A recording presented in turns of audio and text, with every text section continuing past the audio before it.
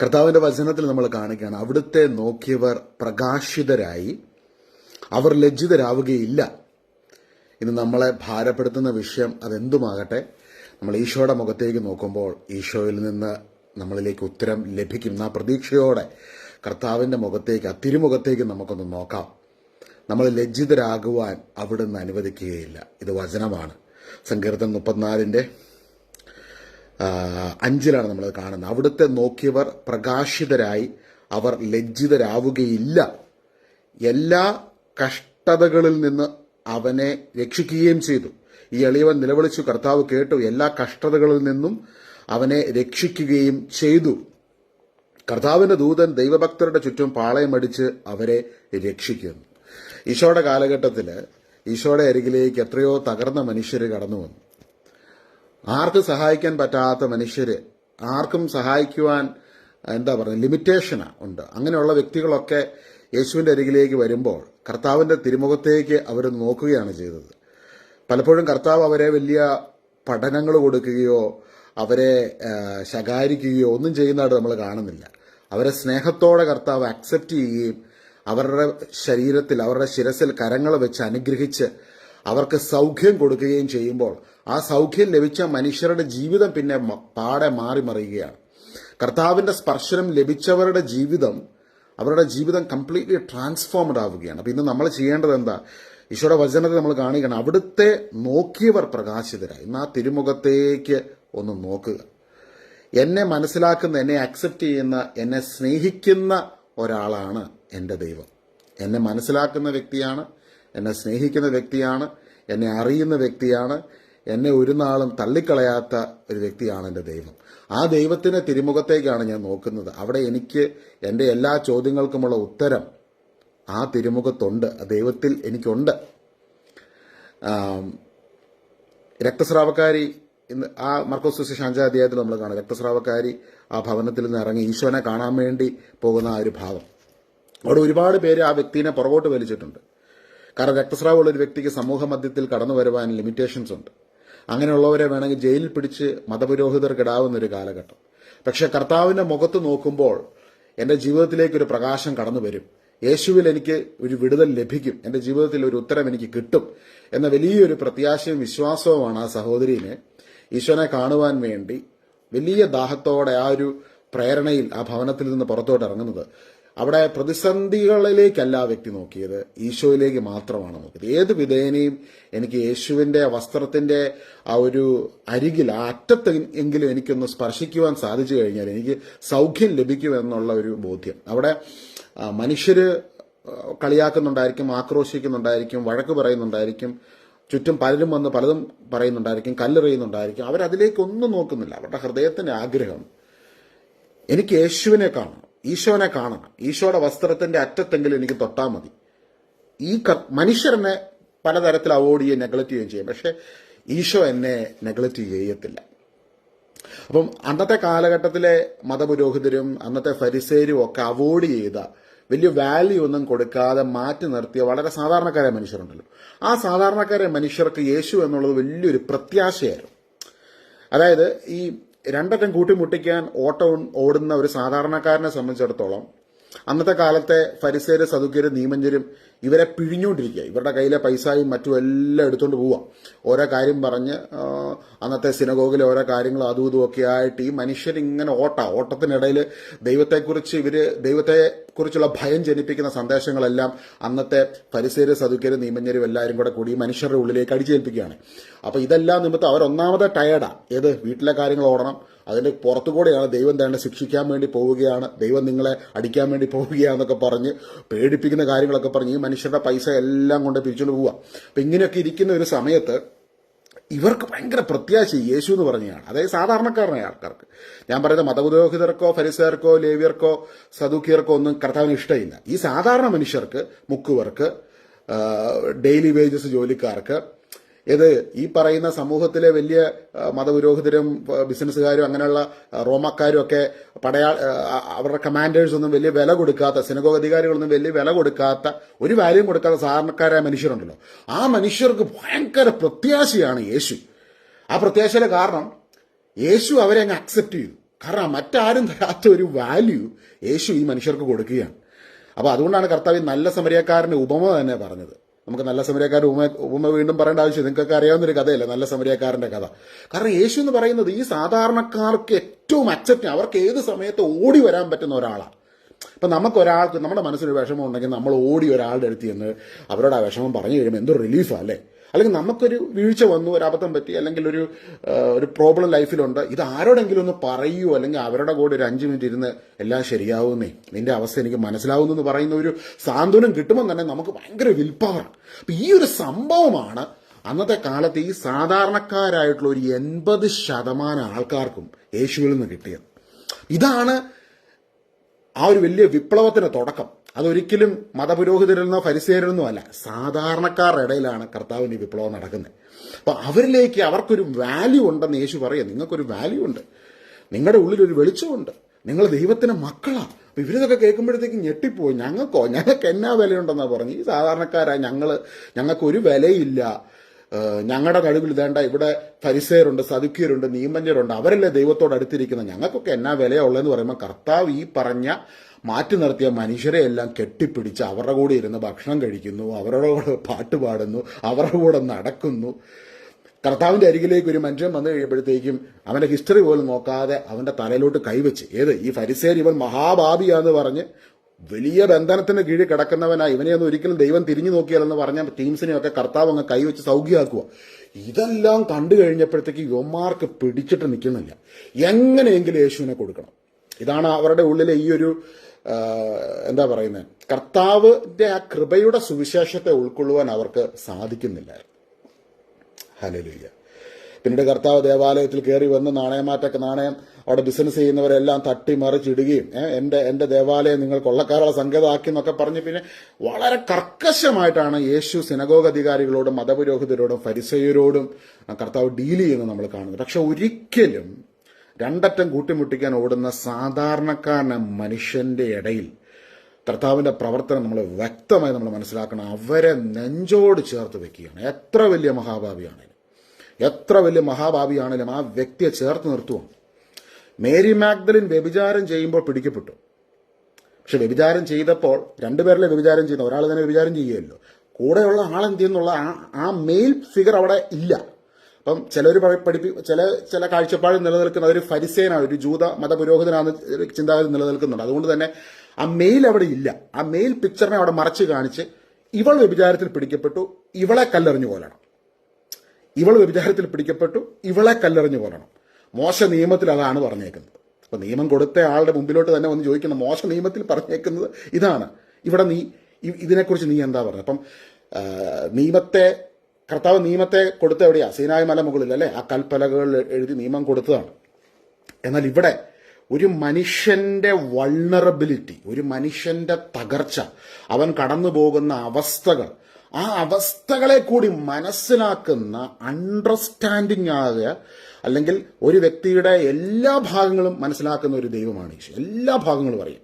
അപ്പം മഗ്ദല മറിയ എന്താണ്, ആരാണ്, അവളുടെ ജീവിതാവസ്ഥ എന്താണ്, ജീവിത സാഹചര്യം എന്താണ്, വളരെ വ്യക്തമായിട്ട് കർത്താവിന് അറിയാം. അവൾ കടന്നുപോയ അവസ്ഥകൾ എന്താണ്.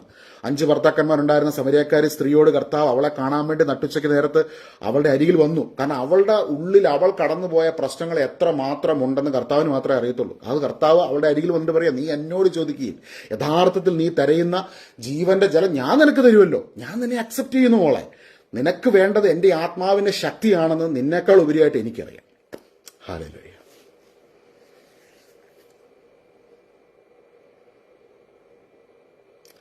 മേരി മാഗ്ദലിനെ കർത്താവ് അത്രയും മനുഷ്യര് കല്ലെറിഞ്ഞ് കൊല്ലണമെന്ന് പറഞ്ഞ് മുൻപിൽ നിൽക്കുന്ന, ആക്രോശിച്ചുകൊണ്ട് നിൽക്കുന്ന ആ മനുഷ്യരുടെ ഇടയിൽ നിന്ന് അവളെ കർത്താവ് രക്ഷിച്ചെടുക്കുകയാണ്. കർത്താവ് തന്നെയാണ് കൽപ്പനകളിലല്ല നിയമം എഴുതി മോശയ്ക്ക് കൊടുത്തത്. അതേ കർത്താവ് നിലത്തെഴുതുകയാണ്. കാരണം കർത്താവിന് റീറൈറ്റ് ചെയ്യാൻ പറ്റും. എന്തും, നമ്മുടെ ഹിസ്റ്ററി, എന്ത് കാര്യവും നമുക്ക് വേണ്ടി കർത്താവിന് റീറൈറ്റ് ചെയ്യാൻ പറ്റും. ഇന്ന് ദൈവത്തെക്കുറിച്ച്, ഈശോയെക്കുറിച്ച് നമുക്കുണ്ടായിരിക്കേണ്ട ഒരു വലിയ ഒരു ബോധ്യം ഇതാണ്. ഈശോ എന്നെ മനസ്സിലാക്കുന്നു. He understands me. കർത്താവ് എന്നെ മനസ്സിലാക്കുന്നു. പിന്നെ പറയും, മേലിൽ നീ പാപം ചെയ്യരുത്. പക്ഷെ അവിടെ ആദ്യം നൽകിയത് എന്താ? അക്സെപ്റ്റൻസ് ആണ്. I accept you, I know you, I understand you. അപ്പൊ ആ അക്സെപ്റ്റൻസിനകത്ത് വലിയൊരു ആന്തരിക സൗഖ്യം മേരി മാഗ്ദലിന് ലഭിക്കുകയാണ്. വലിയൊരു ആന്തരിക സൗഖ്യം മേരി മാഗ്ദലിന് ലഭിക്കുകയാണ്. ഹല്ലേലൂയ. ആ, ഇതൊരിക്കലും ജൂതന്മാർക്ക് അക്സെപ്റ്റ് ചെയ്യാൻ പറ്റുന്ന ഒരു കാര്യമായിരുന്നില്ല. ഇതാർക്കും അക്സെപ്റ്റ് ചെയ്യാൻ പറ്റുന്ന ഒരു കാര്യമല്ല. മാനുഷികമായ രീതിയിലൂടെ അതിനെ കാണുമ്പോഴത്തേക്കും അതിനെ അക്സെപ്റ്റ് ചെയ്യാൻ ആർക്കും സാധിക്കുന്നില്ല. എന്നാൽ ദൈവത്തിന്റെ ഹൃദയം, കർത്താവിന്റെ ഹൃദയം, ഇന്ന് നമ്മൾക്ക് ഓരോരുത്തർക്കും വേണ്ടി ഈശോയുടെ ഹൃദയം, ആ ഹൃദയം ഇന്ന് നമുക്ക് വേണ്ടി, ആ ഹൃദയത്തിൽ നിന്ന് നമുക്കൊരു സന്ദേശം കർത്താവ് തരുന്നുണ്ട്. കർത്താവിന് സബ്സ്റ്റിറ്റ്യൂട്ടായിട്ട് ആരുമില്ല. ഈശോയ്ക്ക് സബ്സ്റ്റിറ്റ്യൂട്ടായിട്ട് ആരെയും പറ്റും. സബ്സ്റ്റിറ്റ്യൂട്ട് എന്ന് പറഞ്ഞാൽ കർത്താവിനെ പോലെ ആരുമില്ല. കർത്താവിൻ്റെ ആ ഒരു പകരക്കാരനായിട്ട്, ആ ഒരു പ്ലേസിൽ ഇപ്പം നമുക്കൊരു കർത്താവിനെ പോലെ ആകാൻ നമുക്ക് ശ്രമിക്കാം. ഏത് പുരോഹിതനും വചനപ്രഘോഷകനും ശുശ്രൂഷകനും ഒക്കെ നമുക്കെല്ലാം കർത്താവിൻ്റെ മക്കൾക്കും നമ്മുടെ അപ്പനെ പോലെ ആകാൻ ശ്രമിക്കാം. പക്ഷേ there is no substitute for him. കർത്താവായിട്ട് ആരുമില്ല. കർത്താവിൻ്റെ ആ ഒരു ഡിവൈൻ ലവ്, അത്രമാത്രം നമ്മളെ സ്നേഹിക്കുന്ന ആ ഒരു സ്നേഹത്തിന്, അത് ലോകത്ത് വേറെ ആർക്കും അങ്ങനെ നമ്മളെ സ്നേഹിക്കാൻ പറ്റത്തില്ല. ആ ഒരു ഡിവൈൻ നേച്ചറാണ് കർത്താവിൻ്റെ ഡിവൈൻ നേച്ചർ. അപ്പോൾ ഇവിടെ നമ്മൾ കാണാം, കർത്താവിനെ നോക്കിയവർ പ്രകാശിതരായി, അവർ ലജ്ജിതരാവുകയില്ല. കർത്താവിനെ നോക്കിയവർ പ്രകാശിതരായി, അവർക്ക് കർത്താവിനെ നോക്കിയവരിലേക്ക് ആ പ്രകാശം കടന്നു വന്നു. അവനെ നോക്കിയവർ പ്രകാശിതരായെന്നാണ്.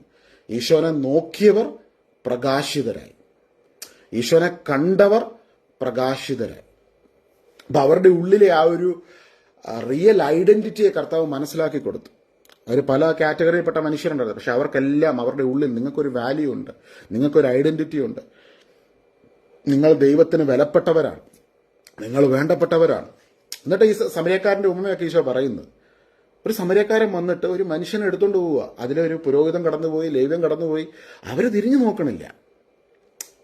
അപ്പം ഇത് പറയുമ്പം അന്നത്തെ പുരോഹിത സമൂഹത്തിനും അന്നത്തെ കാലത്തെ വചനപ്രഘോഷകർക്കും ഭയങ്കര ബുദ്ധിമുട്ടാണ്. കാരണം അവരെല്ലാവരും മനുഷ്യരെ ഒരു കമ്മോഡിറ്റി ആയിട്ട് കണ്ടുകൊണ്ടിരിക്കുന്ന ഒരു സമയമാണ്. ഇവരൊരു കമ്മോഡിറ്റി, ഇത് ഒരു കമ്മോഡിറ്റി, നമുക്ക് കുറച്ച് പൈസ കിട്ടാനും നമ്മൾ പറയുന്ന കേൾക്കാനുമായിട്ട് അവിടെ നിൽക്കുന്ന ഒരു കമ്മോഡിറ്റി ആയിട്ട് കാണുന്ന ഒരു കാലഘട്ടത്തിൽ യേശു എന്ന് പറഞ്ഞ ഒരാൾ വന്നിട്ട് ഇങ്ങനെയൊക്കെ പറയുകയാണ്. അതുകൊണ്ട് അവരുടെ ഉള്ളിൽ വെളിച്ചേരിപ്പുണ്ട്, അവർ ദൈവത്തിൻ്റെ മക്കളാണ്, അവർ ദൈവത്തിന് വേണ്ടപ്പെട്ടവരാണ്. അത്രയും നാളും ഈ എന്നാ പറയുന്നത്, ഒരു രോഗമുള്ള വ്യക്തിയോ അല്ലെങ്കിൽ ലൈഫിൽ എന്തെങ്കിലും പ്രശ്നങ്ങളൊക്കെയുള്ള മനുഷ്യരെ നിങ്ങൾക്ക് പൂക്കുറ്റി ബന്ധനമാണ്, നിങ്ങൾക്ക് അതാണെന്നൊക്കെ പറഞ്ഞ് ഇവരിൽ നിന്ന് കിട്ടാവുന്ന പൈസയെല്ലാം പല തരത്തിൽ കൊണ്ടുപോയിക്കൊണ്ടിരിക്കും ആൾക്കാർ. അപ്പം അങ്ങനെയുള്ളവരുടെ ഇടയിലോട്ട് യേശു വന്നിട്ട് പറയുകയാണ്, ഇത് ബന്ധനമൊന്നുമല്ല, ഇത് ദൈവപ്രവൃത്തി നടക്കുന്നതിന് വേണ്ടിയാണ് ഈ ഒരു അവസ്ഥ, ഇത് ദൈവപ്രവൃത്തി നടക്കുന്നതിന് വേണ്ടിയാണ്. യോഹന്നാൻ സുവിശേഷം 9 ശിഷ്യന്മാർ തന്നെ ചോദിക്കും, ഈശോയെ ഇവന്റെ ഈ ഒരു അവസ്ഥയ്ക്ക് കാരണം ഇവന്റെ പാപമാണോ ഇവന്റെ മാതാപിതാക്കളുടെ പാപമാണോ? ഈശോ പറയാണ്, ഇത് ആ ചോദ്യത്തിന് ഉത്തരം കർത്താവ് കൊടുക്കുന്നത്, ഇത് ആരുടെയും പാപമൊന്നുമല്ല, ഇത് ഇവന്റെ ഉള്ളിൽ ദൈവത്തിന്റെ പ്രവൃത്തി നടക്കുന്നതിന് വേണ്ടിയാണ്. ഇവന്റെ ഉള്ളിൽ ദൈവത്തിന്റെ പ്രവൃത്തി നടക്കുന്നതിന് വേണ്ടിയാണ്. അപ്പൊ ഇന്ന് ലൈഫിൽ ഒരു സ്ട്രഗിൾ ഉണ്ടെങ്കിൽ ആ സ്ട്രഗിളിനെ നമ്മൾ എങ്ങനെയാണ് കാണണ്ടേ? ഈശോയാൽ സ്നേഹിക്കപ്പെടുന്ന ഒരു വ്യക്തി എങ്ങനെ അതിനെ കാണേണ്ടത്? ഇത് ഈശോയ്ക്ക് പ്രവർത്തിക്കാൻ ഒരു അവസരം നമ്മുടെ ജീവിതത്തിൽ വന്നിരിക്കുകയാണ്. ഇത് ഈശോയ്ക്ക് ഇടപെടാൻ ഒരു അവസരം നമ്മുടെ ജീവിതത്തിൽ സംജാതമായിരിക്കുകയാണ്. ഈശോയുടെ ചില പ്രവർത്തികൾ നടക്കുന്നതിന് വേണ്ടി, ഈശോയുടെ ശക്തി നമ്മുടെ ജീവിതത്തിൽ വെളിപ്പെടുന്നതിന് വേണ്ടി ഒരു ഏരിയ ഇൻ അവർ ലൈഫ് അത് തുറക്കപ്പെട്ടിരിക്കുകയാണ്. അങ്ങനെയാണ് അതിനെ നമ്മൾ കാണേണ്ടത്. അവിടെ ഈശോയുടെ പ്രവൃത്തി നടക്കുന്നതിന് വേണ്ടിയാണ്. ആരുടെ പ്രവൃത്തി നടക്കുന്നതിന് വേണ്ടിയാണ്? കർത്താവിൻ്റെ പ്രവൃത്തി നടക്കുന്നതിന് വേണ്ടിയാണ്, ഈശോയുടെ പ്രവൃത്തി നടക്കുന്നതിന് വേണ്ടിയാണ്. അപ്പം ഈശോയുടെ ഒരു പ്രവൃത്തി നടക്കുന്നതിന് വേണ്ടി ഒരു നമ്മുടെ ലൈഫിലെ ഒരു ഏരിയ അത് തുറക്കപ്പെടുകയാണ്. ഹല്ലേലൂയ. അപ്പം അവിടെ അന്നത്തെ കാലത്തെ മനുഷ്യരും അന്ന് ഒത്തിരി പേരെ ഡിപ്പെൻഡ് ചെയ്യാൻ വേണ്ടി പോകുമായിരുന്നു. അപ്പം പല സ്ഥലങ്ങളിലും പലയിടത്തും ആൾക്കാർ ഓടി നടക്കും. അപ്പം ഈ ഓടി നടക്കുന്ന മനുഷ്യർക്ക് പലപ്പോഴും യേശുവിൻ്റെ അരികിൽ വരുമ്പോഴത്തേക്കും കർത്താവ് അവിടെ കഠിനമായ കാര്യങ്ങളൊന്നും പറയുന്നില്ല. കർത്താവ് ജസ്റ്റ് വരുന്ന മനുഷ്യരെല്ലാം കാണുന്നു, അവരുടെ കൈവെക്കുന്നു, അവർക്ക് സൗഖ്യം കൊടുക്കുന്നു, കൈവെക്കുന്നു, സൗഖ്യം കൊടുക്കുന്നു. അപ്പം ഇതെന്നെ ഇങ്ങനെ ഒരു സംഭവം ഇത്രയും നാൾ ഞങ്ങൾ കണ്ടേക്കുന്ന ഒരു പാറ്റേൺ എന്ന് വെച്ച് കഴിഞ്ഞാൽ ആ പാറ്റേൺ എങ്ങനെയാ? ഇവർക്ക് ജെറുസലേം മുഴുവനും അല്ലെങ്കിൽ ഇവരുടെ ജൂതന്മാരുടെ ഒത്തിരിയും റിച്വൽസ് ഉണ്ട്. അപ്പം ഈ റിച്വൽസുകളും പല കാര്യങ്ങളും ഫോളോ ചെയ്തെങ്കിൽ മാത്രമേ ഉള്ളൂ അവർക്ക് ദൈവത്തിൽ നിന്നെങ്കിലും ഒരു ഗ്രേസ് കിട്ടത്തുള്ളൂ. അപ്പോൾ അന്ന് സാക്രിഫൈസുകളൊക്കെ ഉണ്ടായിരുന്നു, ആനിമൽ സാക്രിഫൈസ് ഒക്കെ ഉണ്ടായിരുന്നു. അപ്പോൾ ഇതൊക്കെ ചെയ്യണം. പക്ഷെ ഇതൊന്നും ഇല്ലാതെ തന്നെ യേശുവിൻ്റെ അരികിലേക്ക് വരുന്നു ആൾക്കാർ, കർത്താവ് അവരെ കരം വെക്കുന്നു, കരം വെച്ച് അവരെ അനുഗ്രഹിക്കുന്നു, അവർക്ക് സൗഖ്യം കിട്ടുന്നു. എന്നിട്ട് അവരെ മോട്ടിവേറ്റ് ചെയ്യുന്നു. അവരോട് പറയുക, നിങ്ങൾ അധ്വാനിക്കുന്നവരെ, ഭാരം ചുമക്കുന്നവരെ, നിങ്ങൾ എൻ്റെ അടുക്കൽ വരിക, ഞാൻ നിങ്ങൾക്ക് ആശ്വാസം തരാം. അപ്പം വാട്ട് ഈസ് ഈ ട്രൈങ് ടു ഡു? ഇതെന്താണ് ഈ വ്യക്തി ഇവിടെ ചെയ്തുകൊണ്ടിരിക്കുന്നത്? പക്ഷെ അപ്പം ഫരിസേർക്ക് സദുക്കർക്ക് നിയമനിർക്കും പിടികിട്ടുന്നല്ലേ ഈ സംഭവങ്ങൾ. അപ്പം ഇവര് പല തരത്തിൽ കർത്താവിനെ കൊടുക്കാൻ നോക്കുവാണ്. എന്നിട്ട് അവർ പറയാൻ തുടങ്ങി, ഈ വ്യക്തി എന്നുള്ളത് ഇത് നമ്മുടെ ആശാരി ജോസഫിന്റെ മോനല്ലേ, ആശാരി ജോസഫിന്റെ മോൻ, അമ്മയെ നമുക്കറിയാമല്ലോ മേരി, ഇവനെവിടുന്ന ഈ വിജ്ഞാനമൊക്കെ കിട്ടിയേക്കുന്നത്? നമുക്കറിയാവുന്നൊരു പുള്ളിയല്ലേ, ഇതിലെ നടക്കുന്നൊരു പുള്ളി. അപ്പം കർത്താവ് അങ്ങനെയുള്ളവരെ നോക്കി പറഞ്ഞു, വെള്ളയടിച്ച കുഴിമാടങ്ങളെ എന്ന് പറഞ്ഞ ഭയങ്കര ദേഷ്യത്തിൽ ഈശോ സംസാരിക്കുന്നുണ്ട്. അതെല്ലാം മതപുരോഹിതരെ നോക്കിയാണ് പറയുന്നത്. കാരണം അവിടെയെല്ലാം അവരുടെ റിലീജിയസ് സ്പിരിറ്റ് സ്പിരിച്വൽ എൻലൈറ്റ്മെന്റിന് എതിരായിട്ട് നിൽക്കുകയാണ്. അതായത് ജൂതന്മാരുടെ റിലീജിയസ് സ്പിരിറ്റ് എന്ന് പറഞ്ഞാൽ ഞങ്ങൾ ജൂയിഷ് പീപ്പിൾ, ഞങ്ങൾ ജൂതന്മാർ, ലോകത്തിലെ ദൈവം തെരഞ്ഞെടുത്ത മനുഷ്യർ, ഞങ്ങളാണ് മറ്റെല്ലാവരേക്കാൾ ശ്രേഷ്ഠർ. അപ്പം അവർ വേർപാടിന്റെ മതിലൊക്കെ ഇപ്പോഴും ഉണ്ട് കേട്ടോ, വേർപാടിന് മതിലൊക്കെ കെട്ടിപ്പൊക്കി. അപ്പം ഒരു മനുഷ്യൻ റെസ്പെക്ട് ചെയ്യത്തില്ല. ഐ ആം സുപ്പീരിയർ, ഹയർ എന്നൊരു ആറ്റിറ്റ്യൂഡാണ്. ഞാൻ ദൈവത്തിന്റെ സ്പെഷ്യൽ ഫരിസേനാണ്, സദൂക്യനാണ്, ഞാൻ നിന്നെക്കാളും വലിയവനാണ്, എനിക്ക് നിന്നെക്കാളും അറിവുണ്ട്, അപ്പം ഞാൻ എളിമയില്ല. ഇതവിടെ നിൽക്കുക. അപ്പൊ ഈ റിലീജിയസ് സ്പിരിറ്റില് ദൈവത്തിന്റെ പ്രവൃത്തിയെ മുഴുവൻ അവർ പുച്ഛിക്കുക. യേശുവിന്റെ എല്ലാ സൗഖ്യങ്ങളെയും പുച്ഛിക്കുന്നു, യേശു ചെയ്യുന്ന ഓരോ അടയാളങ്ങളെ പുച്ഛിക്കുന്നു, യേശു ചെയ്യുന്ന സകല സംഭവങ്ങളെ ഇതിനൊന്നും വലിയ കാര്യമില്ലെന്ന്, ഇതൊക്കെയല്ലോ ഈ അത്ഭുതങ്ങളൊന്നും വലിയ സംഭവങ്ങളൊന്നുമല്ല, ഞങ്ങൾ അതിനും വലിയ പണ്ഡിതന്മാരല്ലെന്ന് പറഞ്ഞ് അന്നത്തെ ജൂതന്മാരെ നിൽക്കുക, അന്നത്തെ ഫരിസേരെ സദുക്കരെ നിൽക്കുക. അപ്പം കർത്താവ് ഇവരുടെ അടുക്കൽ ചെന്ന് പല തരത്തില് ഈശോ വളരെ സിമ്പിളായിട്ട് എളിമപ്പെട്ട് അവരുടെ ഇടയിൽ പല പ്രവർത്തികളും പല കാര്യങ്ങളും ചെയ്യാൻ നോക്കുന്നുണ്ട്. ഒരു തരത്തിൽ ഇവരടുക്കുന്നില്ല. ഇവരുടെ റിലീജിയസ് സ്പിരിറ്റ് കാരണം കർത്താവിന് അവരുടെ ഇടയിൽ ഒരൊറ്റ അത്ഭുതം പോലും ചെയ്യാൻ പറ്റുന്നില്ല. അത് വചനത്തിൽ വ്യക്തമായിട്ട് രേഖപ്പെടുത്തിയിട്ടുണ്ട്. ഈശോയ്ക്ക് ഈ പറഞ്ഞ ആൾക്കാരുടെ ഇടയിൽ ഒരൊറ്റ അത്ഭുതം ചെയ്യാൻ പറ്റുന്നില്ല. അതിന്റെ കാരണം എന്താ? ദൈവത്തിന്റെ പ്രവൃത്തി അവര് തന്നെ സ്റ്റോപ്പ് ചെയ്യുവാണ്. അവരുടെ ഉള്ളിലെ ബോക്സിനകത്ത് അവരിങ്ങനെ അവരെ തന്നെ അടച്ചിട്ടു. ആ ഒരു കൺഫൈൻഡ് സ്പേസ് അവരുണ്ടാക്കിയത് നിമിത്തം കർത്താവിന്റെ പ്രവൃത്തി അവിടെ നടക്കുന്നില്ല. എന്നാൽ തെരുവുകളിൽ രണ്ടറ്റം കൂട്ടിമുട്ടിക്കാൻ ഓടുന്ന മനുഷ്യർ, അവർക്ക് ബൈബിളിലെ പഴയ നിയമത്തിലെ വലിയ പാണ്ഡിത്യോ വചനമൊന്നും അറിയാൻ മേല, കർത്താവ് അവരെ അങ്ങ് ചേർത്ത് നിർത്തി. അപ്പോൾ അവർക്ക് പരിശുദ്ധാത്മാവിന് ശക്തി ഫീൽ ചെയ്തു. അവർ പെട്ടെന്ന് വിശ്വസിച്ചു, ഈ മനുഷ്യൻ സ്പെഷ്യലാ, ഈ ആളുടെ ഉള്ളിൽ എന്തോ ശക്തിയുണ്ട്. അവർ ബ്ലൈൻഡായിട്ട് കർത്താവിനെ വിശ്വസിച്ച സകല മനുഷ്യർക്കും അത്ഭുതം. എല്ലാവരുടെയും ജീവിതം മാറുകയാണ്. എല്ലാവരും ട്രാൻസ്ഫോം ആവും. മദ്യപാനികൾ തൊട്ട് സകല മനുഷ്യരുടെയും ജീവിതത്തിൽ മാനസാന്തരം ഉണ്ടാവും. അപ്പൊ പരിശുദ്ധാത്മാവിന്റെ പ്രവർത്തനം അവരുടെ ഇടയിലോട്ടങ്ങ് ഇറങ്ങി നിൽക്കാൻ വേണ്ടി തുടങ്ങും. ഇത് ഇവർക്ക് ഉൾക്കൊള്ളാൻ പറ്റത്തില്ല. ഇതെങ്ങനെ സംഭവിക്കുന്നു? ഞങ്ങൾ ഇത്രയും നാളും കൽപ്പന പഠിപ്പിച്ചു, ഉപദേശിച്ചു, വഴക്ക് പറഞ്ഞു, കൊച്ചാക്കി, ഇടിച്ചു താഴ്ത്തി, ചവിട്ടി താഴ്ത്തി, വില കുറച്ച് കണ്ട ഈ മനുഷ്യരുടെ ഇടയിലോട്ട് ആ ആശാരിയുടെ മകൻ വന്നിട്ട് അവരെ എല്ലാം ചേർത്ത് നിർത്തി അവരുടെ കൂടെ ഇരുന്ന് ഫുഡും കഴിച്ചു. പക്ഷെ ഒരു കാര്യം നടക്കുന്നു, അവർക്കെല്ലാം മാനസാന്തരം ഉണ്ടാകുന്നു. ഞങ്ങൾക്ക് പറ്റാത്തൊരു സംഭവം ഇതെങ്ങനെ സാധിക്കുന്നു? ഈ വ്യക്തി അങ്ങനെ ആശാരിയുടെ മകനല്ലേ? അപ്പൊ ഇത് കർത്താവിനെ ഇങ്ങനെ കൊച്ചാക്കുന്ന കാര്യം ഭയങ്കര വടങ്ങ് കൂടിയ സമയത്താണ് ഈശോ പറഞ്ഞു, അതെ, നിങ്ങൾക്ക് മുമ്പേ ചുങ്കക്കാരും വേശ്യകളും ദൈവരാജ്യത്ത് പ്രവേശിക്കും കേട്ടോ. മുഖത്ത് നോക്കി പറയാം, നിങ്ങൾക്ക് മുമ്പേ ചുങ്കക്കാർ, അത് ഇവരേറ്റവും നരകത്തിൽ പോകുമെന്ന് പറഞ്ഞ് കാറ്റഗറൈസ് ചെയ്തിട്ടിരിക്കുന്ന രണ്ട് ഗ്രൂപ്പാണ്, ചുങ്കക്കാരും വേശ്യകളും. നിങ്ങൾക്ക് മുമ്പേ അവരായിരിക്കും കയറുന്നത്. ഇതൊക്കെ യേശുവിന്റെ പ്രഖ്യാപനങ്ങളാണ്. നിങ്ങൾക്ക് മുമ്പേ, അത് എന്നും എന്നേക്കും അന്വർത്ഥമാണ് കർത്താവ് പറഞ്ഞ കാര്യങ്ങൾ. നിങ്ങൾക്ക് മുമ്പേ, കാരണം ആ മനുഷ്യര് തകർന്ന മനുഷ്യരാ. നിങ്ങൾ അവരെ ക്ലാസിഫൈ ചെയ്തു. പക്ഷെ അവരുടെ തകർച്ച എന്താണെന്നും അവരെങ്ങനെ ഈ അവസ്ഥയിൽ പെട്ടെന്ന് എനിക്കറിയാം, കർത്താവിനറിയാം. ഒരു മനുഷ്യൻ തകർന്ന അവസ്ഥയിലൂടെ കടന്നു പോകുമ്പോൾ ആ തകർന്ന അവസ്ഥയെ അറിയുന്ന ഒരു വ്യക്തിയാണ് ഈശോ. എന്തുകൊണ്ടാണ് ഈശോയിലുള്ള വിശ്വാസം ഇത്ര പ്രസിദ്ധമാകാൻ കാരണം? ഇത് ഏറ്റവും കൂടുതൽ സ്പ്രെഡായത് ലോകത്തിലെ ഏറ്റവും തകർന്നു കിടന്ന മനുഷ്യർക്കിടയിലോട്ടാണ്, ആരോരുമില്ലാത്തവർക്കിടയിലോട്ടാണ്. ഒരു വാല്യൂവും ജനങ്ങളും മതവും ലോകവും തരാത്ത മനുഷ്യർക്കിടയിലോട്ടാണ്. ആ മനുഷ്യരാണ് ഇത് എംബ്രേസ് ചെയ്തത്. ആ മനുഷ്യരുടെ ദൈവമാണ്, അവരുടെ നായകനാണ് യേശു. അപ്പൊ ആദിമസഭയിലെ പരിശുദ്ധ കുർബാന എന്നൊക്കെ പറയുന്നത് ഏതെങ്കിലും ഗുഹയ്ക്കകത്തോ എവിടെയെങ്കിലുമൊക്കെ. കാരണം ഈ ജൂതന്മാരും റോമാ ഗവൺമെന്റും ഇവന്മാരെ, ഈ പാവപ്പെട്ട മനുഷ്യരെ എങ്ങനെയെങ്കിലും ഭൂമിയിൽ നിന്ന് തുടച്ചു നീക്കണം എന്ന് പറഞ്ഞുകൂടി നടക്കുക. അപ്പൊ ഇവരെവിടെയെങ്കിലും ഇരുന്ന് കർത്താവിനെ ഓർക്കും, കർത്താവിന്റെ മരണത്തെ ഓർക്കും. ആ സ്ഥലത്തേക്ക് ദിവ്യകാരുണ്യത്തിൽ കർത്താവിന്റെ ശക്തിയാക്കും. ആ ദിവ്യകാരുണ്യം യേശു തന്നെ. ആ യേശുവിന്റെ ശരീരവും രക്തവും ഈശോനെ ഭക്ഷിക്കുകയും പാനം ചെയ്യുകയും ചെയ്യുമ്പോൾ അവരുടെ ഉള്ളിൽ ഈശോ പിന്നെ ജീവിക്കുകയായിരുന്നു. ആ സമൂഹത്തിലെ ആദിമസഭയിലെ ഓരോ വ്യക്തിയും ഓരോ ഈശോയായി മാറി ജീവിക്കുകയായിരുന്നു. അവർ പോകുന്ന സ്ഥലങ്ങളിലൊക്കെ ഈശോയുടെ പ്രവൃത്തി ഓരോ വ്യക്തികളിലൂടെ കണ്ടിന്യൂ ചെയ്യാൻ വേണ്ടി. ഇങ്ങനെയാണ് ആദിമസഭ. സാധാരണ കുറെ മനുഷ്യര്, മീൻപിടുത്തക്കാരും, വലിയ എന്നാ പറയുന്നത്, സാധാരണ മനുഷ്യർ, പല പല കാറ്റഗറിയിലുള്ള ആൾക്കാരുണ്ടായിരുന്നു കേട്ടോ. ഒരുപാട് പേര് എല്ലാ ബാക്ക്ഗ്രൗണ്ടിൽ നിന്നുള്ള ആൾക്കാർ വന്നു. പക്ഷെ അവരെല്ലാം ഭയങ്കര സ്നേഹത്തിലാണ്. കാരണം അവർക്ക് ഉള്ള സ്നേഹത്തിന്റെ അടിസ്ഥാനം എന്ന് വെച്ചാൽ യേശുവിന്റെ സിംപ്ലിസിറ്റിയാണ് ഈ സഭയുടെ ഈ ഒരു തുടക്കത്തിന്റെ ഒക്കെ അടിസ്ഥാനം. അപ്പൊ ആ സിംപ്ലിസിറ്റിയിലേക്ക് ദൈവം ഈ 2024 അല്ലെങ്കിൽ ഇനിയുള്ള കുറെ നാളുകൾക്കുള്ളിൽ ലോകത്തിലുള്ള എല്ലാവരും കൂട്ടിക്കൊണ്ടുവരും. ഇതൊരു പ്രോഫറ്റിക്കൽ മെസ്സേജ് ആയിട്ട് നിങ്ങൾക്ക് എടുക്കാം. സിംപ്ലിസിറ്റിയിലേക്ക്, സിംപ്ലിസിറ്റി, ഈശോയുടെ ആ ഒരു സിംപ്ലിസിറ്റി. ഹല്ലേലൂയ. അപ്പൊ ഈശോയുടെ മുഖത്ത് നോക്കിയവർ, ഈശോനെ കണ്ടവർ പ്രകാശിതരായി. അപ്പം അന്നുവരെ അവർക്ക് ദൈവം, മതം, വിശ്വാസം എന്നുള്ളത് അവരെ എക്സ്പ്ലോയിറ്റ് ചെയ്യുന്ന ഒരു സംഭവമായിരുന്നെങ്കിൽ അന്ന് മുതൽ ഈ പാവപ്പെട്ടവർക്ക് ഈശോനെ കണ്ട നാൾ മുതൽ അവർക്ക് പിടികിട്ടി, ദൈവം എൻ്റെ കൂടെയുണ്ട്, ഇനി ഞങ്ങൾ സൽപ്രവർത്തിക്കായി സൃഷ്ടിക്കപ്പെട്ടവരാണ്. അതാണ് എഫെസോസ് ലേഖനത്തിന്റെ 2-ാം അധ്യായത്തിൽ അപ്പോസ്തലനായ പൗലോസ് പറഞ്ഞത്. എഫെസോസ് ലേഖനം 2-ാം അധ്യായം ഒന്ന് വായിക്കാം കേട്ടോ.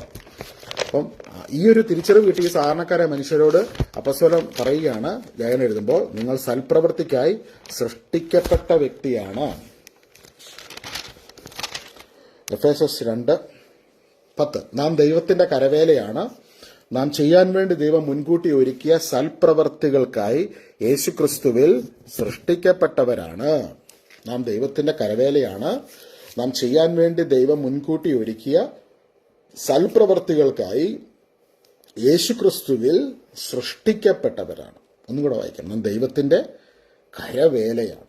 അപ്പൊ കരവേലയാണെന്ന് പറയുന്ന ഈ മനുഷ്യര് നിങ്ങളിപ്പം കേൾക്കുമ്പോൾ ഓർക്കും, ഇവര് ഭയങ്കര സംഭവമാണല്ലോ ഈ എഫെസോസിലുള്ള ആൾക്കാർ. ഈ എഫെസോസ് എന്ന് പറഞ്ഞ പട്ടണം ഇന്നത്തെ ആംസ്റ്റർഡാം പോലത്തെ ഒരു പട്ടണമായിരുന്നു. അത് ലോകത്തിലെ തന്നെ ഏറ്റവും അധികം എന്താ പറയുന്നത്, ചൂതാട്ട സങ്കേതങ്ങളും ചൂതാട്ട കേന്ദ്രങ്ങളും വേശ്യാലയങ്ങളും തെരുവോരങ്ങളും നിറഞ്ഞു നിന്നിരുന്ന ഒരു മോഡേണിന്റെ പാശ്ചാത്യ ലോകത്തെ ഏറ്റവും വേഴ്സ്റ്റ് ലാസ് വേഗസ് എന്നൊക്കെ പറയുന്ന പോലെ, ചൂതാട്ടങ്ങളുടെ കേന്ദ്രം എന്നൊക്കെ പറയുന്ന പോലെ അങ്ങനത്തെ ഒരു സിറ്റിയായിരുന്നു ഈ എഫെസോസ് എന്ന് പറഞ്ഞ സ്ഥലം. ടർക്കിയിലുള്ള ഒരു സ്ഥലം. ഇന്നത്തെ ഒരു ആംസ്റ്റർഡാം പോലത്തെ ഒരു സ്ഥലമാണ്.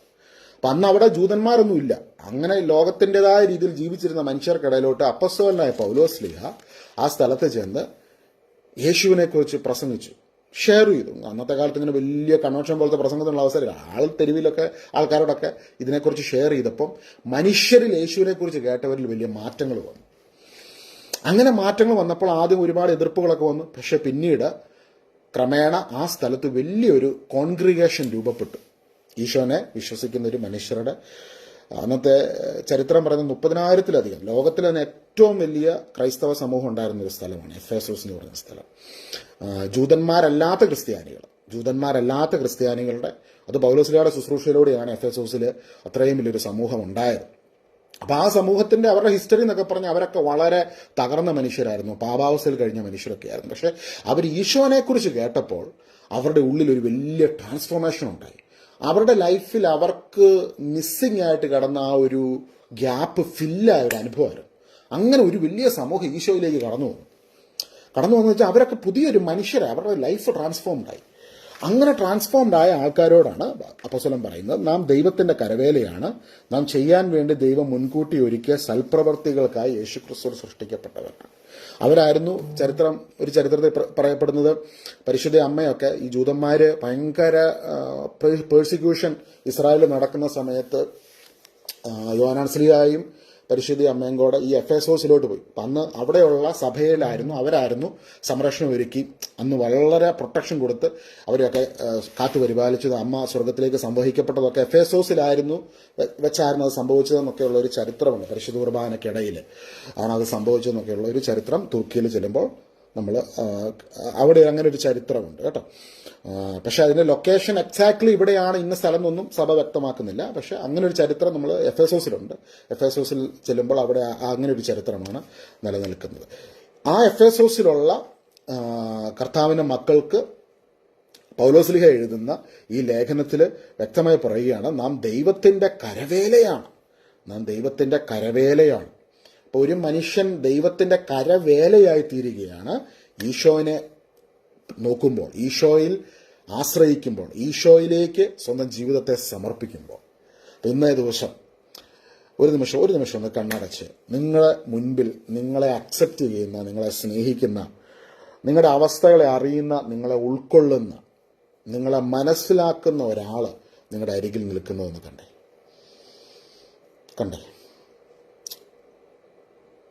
ചിലപ്പോൾ നിങ്ങളുടെ വീട്ടിലുള്ളവർ നിങ്ങളെ അക്സെപ്റ്റ് ചെയ്യുന്നില്ലായിരിക്കും. നിങ്ങളുടെ പള്ളിയിലെ അച്ഛൻ നിങ്ങളെ മൈൻഡ് ചെയ്യുന്നില്ലായിരിക്കും. നിങ്ങളെ ഡിപ്പെൻഡ് ചെയ്യുന്ന ഒരു വചനപ്രഘോഷകൻ, ഒരു കൗൺസിലർ, അവർ നിങ്ങളെ മൈൻഡ് ചെയ്യുന്നില്ലായിരിക്കും. ചിലപ്പോൾ നിങ്ങൾ ആർക്കെങ്കിലും പ്രയർ റിക്വസ്റ്റ് അയച്ചു കാണാം. പ്രയർ റിക്വസ്റ്റ് അയച്ച വ്യക്തി നിങ്ങൾ ഉദ്ദേശിച്ച സമയത്ത് റിപ്ലൈ ചെയ്തില്ലായിരിക്കും. ചിലപ്പോൾ അത് ഞാനായിരിക്കും. ഏതെങ്കിലും ഒരു മനുഷ്യൻ നിങ്ങൾ പ്രതീക്ഷ അർപ്പിച്ച സ്ഥലത്ത് നിങ്ങൾ ഉദ്ദേശിക്കുന്ന പോലെ ഒരു മറുപടി കിട്ടുന്നില്ല. നിങ്ങൾ ചിലപ്പോൾ ആത്മീയമായിട്ട് ഒരുപാട് ആരാധിക്കുന്ന ഒരു വചനപ്രഘോഷകൻ, ഒരു കരിസ്മാറ്റിക് വലിയ പ്രഭാഷകൻ, ആ വ്യക്തിയിൽ നിങ്ങൾക്കൊരു ദുരനുഭവം ഉണ്ടാക്കാം. ഇതെല്ലാം കാരണം നിങ്ങൾ ഓർക്കുന്നു, ദൈവം എന്താ എന്നോട് ഇങ്ങനെയൊക്കെ ചെയ്യുന്നത്. പക്ഷെ സത്യത്തിൽ അതിൽ നിന്നെല്ലാം ദൈവം വ്യക്തമാക്കുന്നൊരു കാര്യമുണ്ട്. ഈശോയ്ക്ക് പകരക്കാരനാകാൻ ആർക്കും പറ്റത്തില്ല. ഈശോയ്ക്ക് പകരക്കാരനായിട്ട് ആരുമില്ല. ഈശോയുടെ സ്ഥാനത്തിൽ നമ്മളെല്ലാവരും ദൈവം പകരക്കാരായിട്ട് കാണുന്നുണ്ട്. പക്ഷെ കർത്താവിൻ്റെ ആ ദിവ്യ സ്വഭാവം, അതിൻ്റെ ഫുൾനെസ്സിൽ ആരിലും നമ്മൾ കാണുന്നില്ല. അത് കർത്താവ് മാത്രമാണ്. എന്നാൽ ആ ഒരു ഫുൾനെസ് ഈശോനെ അറിഞ്ഞ ഓരോ വ്യക്തികളുടെ ജീവിതത്തിൽ ഓരോ ദിവസവും ആ കർത്താവിൻ്റെ ദിവ്യ സ്വഭാവത്തിലേക്ക് പരിശുദ്ധാത്മാവ് നമ്മളെ രൂപാന്തരപ്പെടുത്തിക്കൊണ്ടിരിക്കുകയാണ്. നമ്മൾ പാതിരപ്പിയുടെയൊക്കെ ജീവിതത്തിൽ നോക്കുമ്പോൾ അങ്ങനെ രൂപാന്തരപ്പെട്ടവരാണ് സഭയിൽ ആ ഒരു വലിയ ക്രിസ്തുവിനെ, അതിനെ ഫുൾനെസ്സിൽ അനുകരിച്ച അനേക വിശുദ്ധരെ നമുക്ക് കാണാൻ സാധിക്കും. ഇന്ന് നമുക്ക് മനസ്സിലാക്കാം, നമ്മുടെ തൊട്ടരികിൽ ഈശോയുടെ സജീവ സാന്നിധ്യമുണ്ട്. ദിവികാരുണ്യ സന്നിധിയിൽ കടന്നു പോകുമ്പോൾ ദിവികാരുണ്യത്തിൽ ഈശോയുടെ സജീവ സാന്നിധ്യമുണ്ട്. നമ്മുടെ ഉള്ളിൽ ഈശോയുടെ സജീവ സാന്നിധ്യമുണ്ട്.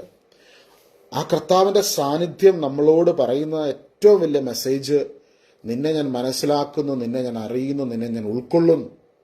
നിന്റെ ഈ വേദനയിൽ, നിന്റെ ഈ തകർച്ചയിൽ, നിന്റെ ഈ വിഷമത്തിൽ, നിന്റെ ഈ ബുദ്ധിമുട്ടിൽ, നിന്റെ ഈ ആകുലതയിൽ, നിന്റെ ഈ ഇല്ലായ്മയിൽ, നിന്റെ ഈ പ്രതിസന്ധിയിൽ നിന്നോടൊപ്പമായിരിക്കുവാൻ ഞാൻ കൊതിക്കുന്നു. നിന്നോടൊപ്പം ഞാനുണ്ട്. ഈ പ്രതിസന്ധിയിൽ നിന്നോടൊപ്പം ഞാനുണ്ട്. ഈ പ്രയാസത്തിൽ നിന്നോടൊപ്പം ഞാനുണ്ട്. നിന്നോടൊപ്പം ഇരുന്ന് ഞാൻ നിന്റെ കഥ രചിക്കുകയാണ്. ഇന്ന് ഈശോയുടെ ആ ശക്തിയിൽ ആശ്രയിക്കുന്ന ഒരു വ്യക്തിയുടെ ഫ്യൂച്ചറിനെ റീറൈറ്റ് ചെയ്യാൻ കർത്താവിന് പറ്റും. അനുഗ്രഹിക്കപ്പെട്ട ഒരു ഫ്യൂച്ചർ നൽകാൻ കർത്താവിന് പറ്റും. അപ്പസ്തോലൻ്റെയൊക്കെ ഭാഷയിൽ അപ്പസ്തോലൻ പറഞ്ഞൊരു കാര്യമുണ്ട്.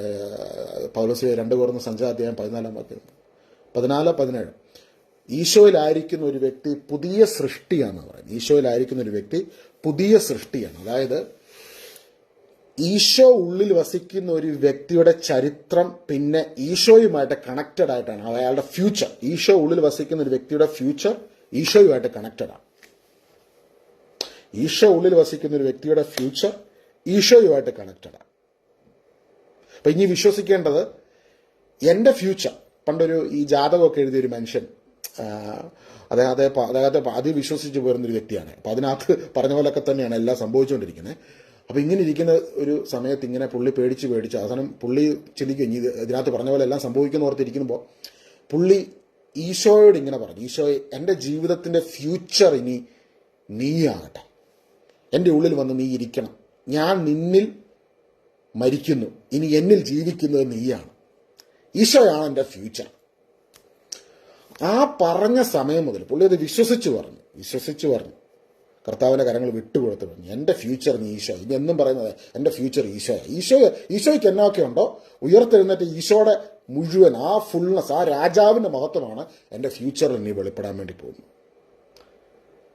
ഇത് പറഞ്ഞതിന് ശേഷം പിന്നെ പുള്ളി പറയുന്ന ഈ മൊത്തം എഴുതിയതെല്ലാം റൂട്ട് മാറിപ്പോയി, എല്ലാം വേറെ ലെവലിലാണ് പോകുന്ന കാര്യങ്ങൾ, മൊത്തം വേറെ ആംഗിളിലാണ് കാര്യങ്ങൾ പോകുന്നത്.